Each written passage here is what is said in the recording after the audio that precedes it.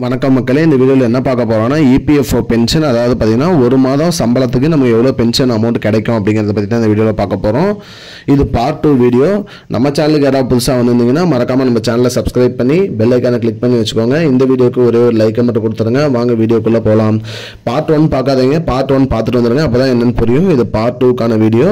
இந்த வீடியோவில் வந்து நம்ம என்ன பார்க்க போகிறோம்னா மாத சம்பளம் ஒரு 50,000 வாங்குறவங்களுக்கு எவ்வளோ பென்ஷன் கிடைக்கும் அப்படிங்கிறத பற்றி தான் பார்க்க போகிறோம்.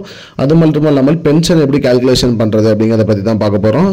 பென்ஷன் தொகை எப்படி கால்குலேஷன் பண்ணணும் அப்படின்னு பார்த்தீங்கன்னா உங்களோட சர்வீஸ் அடிப்படை. நீங்கள் வந்து எத்தனை வருஷமாக இபிஎஃப்ஓவில் மெம்பராக இருக்கீங்க, அதாவது பார்த்தீங்கன்னா நீங்கள் பணி தொடங்க ஆரம்பித்தலேருந்து உங்களோட ரிட்டையர்மெண்ட் ஏஜ் வரைக்கும் நீங்கள் எத்தனை வருஷமாக நீங்கள் சர்வீஸில் இருக்கீங்களோ அதுக்கேற்ற மாதிரி தான் பென்ஷன் கால்குலேட் ஆகி உங்கள் அக்கௌண்ட்டுக்கு வரும்னு சொல்லியிருக்காங்க. அந்த வகையில் வந்து பார்த்தீங்கன்னா 15,000 ரூபாய் வந்து பார்த்தீங்கன்னா பேசிக்காக பென்ஷன் அமௌண்ட்டு. அது இன்ட்டு நீங்கள் எத்தனை வருஷம் வேலை பார்த்துருக்கீங்க, சராசரியாக நீங்கள் ஒரு 20 வருஷம் வேலை பார்த்துருக்கீங்க அப்படின்னா 15,000 இன்ட்டு 20 டிவைட் பை 70ஆல் வகுத்தீங்கன்னா உங்களுக்கு 4,200 சம்திங் வரும். அதுதான் உங்களோட மாத பென்ஷனாக வந்து கிடைக்கும் அப்படின்னு சொல்லியிருக்காங்க.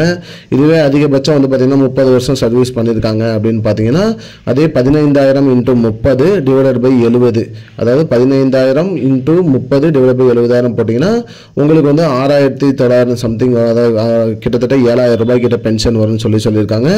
இதுதான் வந்து உங்களோட பென்ஷன் கால்குலேஷன் பண்ணி நீங்கள் பென்ஷன் தொகை பெறுவதற்கான வழி அப்படின்னு சொல்லியிருக்காங்க. அதாவது நீங்கள் எத்தனை ஆண்டு காலம் சர்வீஸ் செஞ்சுருக்கீங்க, அந்த சர்வீஸ் வருஷங்களை வந்து 15,000 பெருக்கி அதை வந்து 70ஆல் வகுத்தீங்கன்னா வரக்கூடிய அமௌண்ட் தான் உங்களுக்கு பென்ஷன்.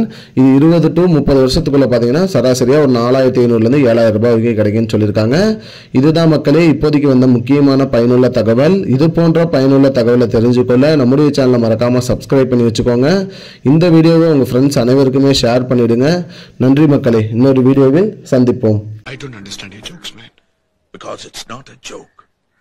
முன்ன பின்ன தெரியாத ஒரு பையனுக்காக subscribe விடுற அந்த மனசு இருக்க, அதான் கடவுள்.